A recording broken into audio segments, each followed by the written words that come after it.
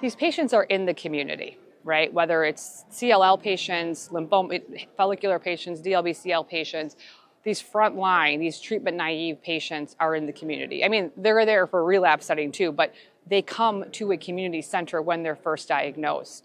And so we need to do a better job of helping educate the community oncologists and helping them operationalize these newer therapies, right? Because bispecific antibodies, do I think that every community oncology group across the country should be doing bispecifics?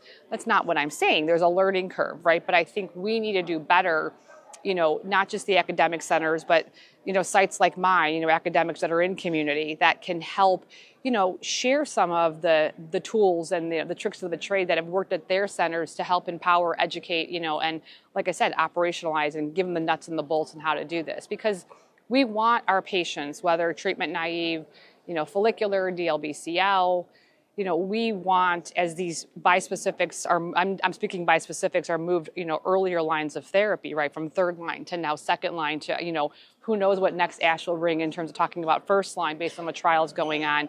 We are going to be doing our patients a disservice if we're not giving them the option of these therapies, in earlier lines of therapy. But their treating physician has to be aware of them. And it could be that they have the smartest doctor in the world, but if their center can't do these therapies, then they're going to be stuck with either giving them something that maybe, isn't as efficacious, or they're going to refer them out. So there's a lot of different barriers and things that we're going to have to work on to improve, access and things like that. But that's what we're here for.